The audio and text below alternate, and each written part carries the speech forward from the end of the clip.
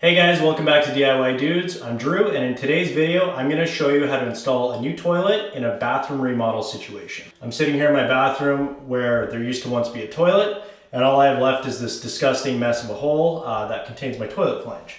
So the first thing I want to do is I want to clean this out and just inspect the toilet flange, make sure there's no cracks or issues with it, and then I can go from there. So my old toilet seal was a wax seal. Looks pretty gross in there.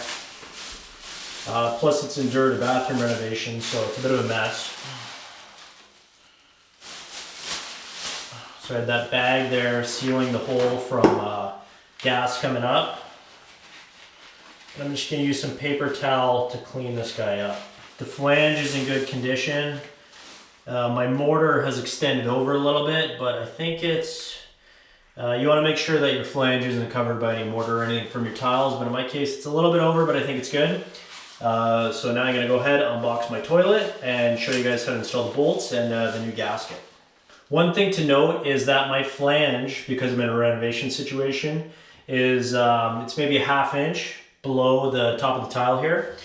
In order to compensate for that ½ inch, I've had to get a jumbo size wax ring. So it's a wax ring that's about 40% taller in height, and that should overcome that additional height above the flange and make sure I get a nice seal when I install the new toilet. These two slots are where my toilet bolts actually go.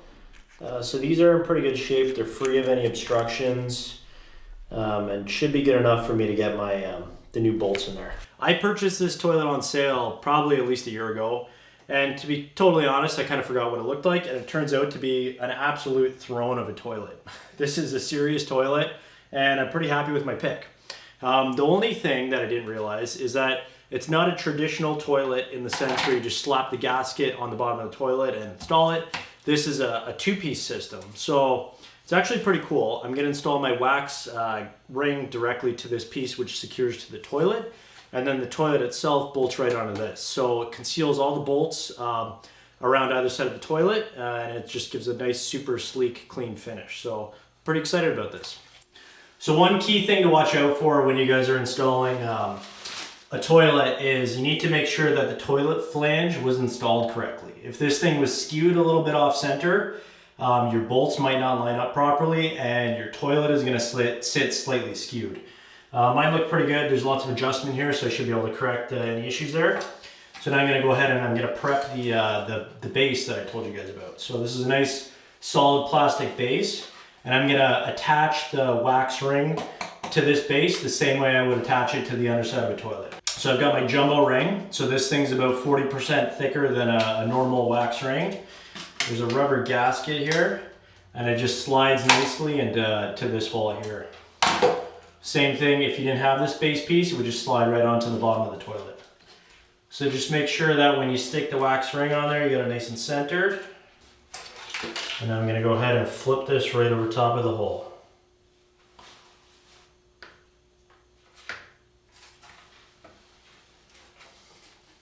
I was a bit worried my flange was too low, but it looks like I've got I still have some good height there with the bolts. So now you go to the washer, and then your bolt. So I'm using a ½ inch wrench. These are ½ inch bolts. You really got to make sure that the bolts only go into the slot in one direction. One way they're tight and the other way they just pop right out. So you really got to make sure that they're the right way and they stay the right way. Otherwise, as you tighten the bolt on, it's just going to pull more and more bolt up and not actually seal the gasket to the underside of the toilet.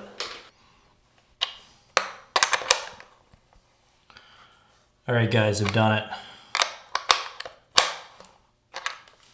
So now that my base is fully installed, all I have to do is carry the toilet in here and simply drop it right on top. There's a couple of bolts that are going to screw into the side to secure it tightly to this base. And then after that, I'm pretty much done. I've got to install the handle, hook up a little bit of plumbing, but that's pretty much it.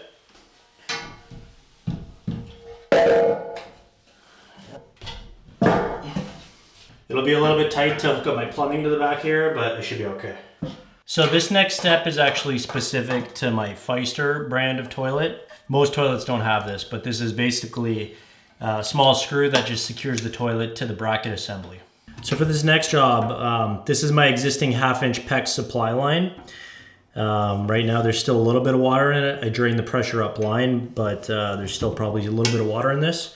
So just to fully drain this, so I'm not dealing with the water when I'm trying to connect it, I'm gonna cut it here, further up from where I'm gonna be working.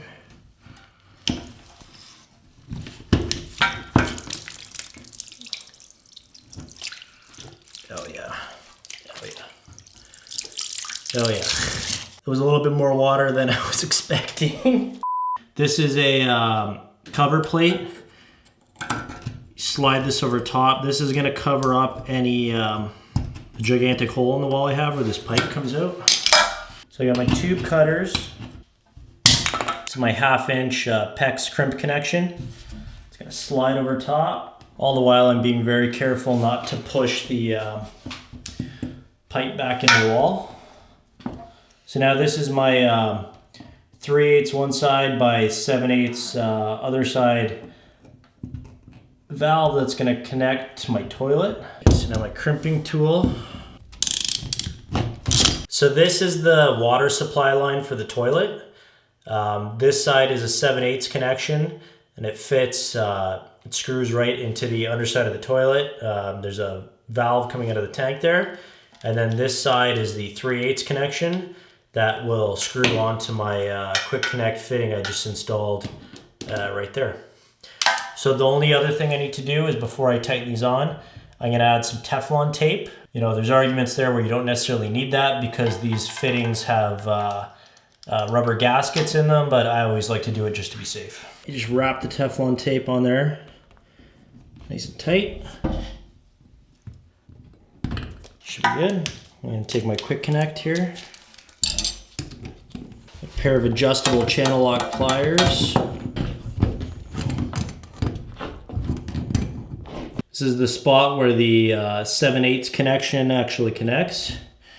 This, I'm not gonna use Teflon tape here because there's a very thick rubber gasket here.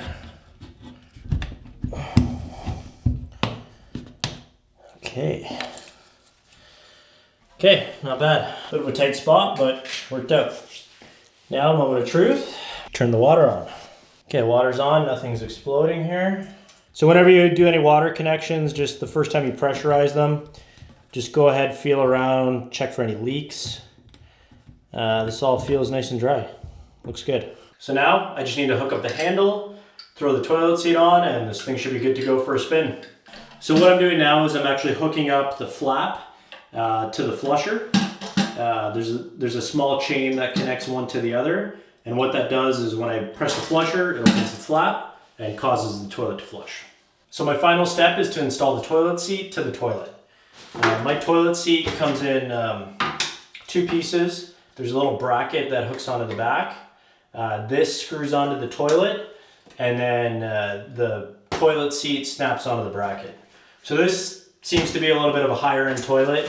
Ordinarily, the toilet seat would just screw right to the toilet, but it's the same concept. So all of these toilets usually have a nut assembly, some sort of plastic nut, and a bolt. So this toilet doesn't actually have access to this, so this is almost like a wall anchor setup. So this is a bit unusual, but I'm going to put this in there, and then I'll be able to tighten this bracket assembly down to the toilet. So we'll make sure the bracket assembly is nice and straight.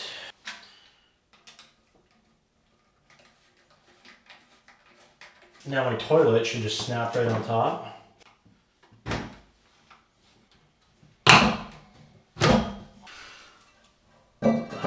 Top fits nicely on there, and I gotta say, that is pretty slick. Alright guys, I got my throne installed and it works great. I couldn't be happier with the result. If you like this video, please remember to like, subscribe, and share for more great content like this. And the only thing left for me to do is to take this thing for a test drive.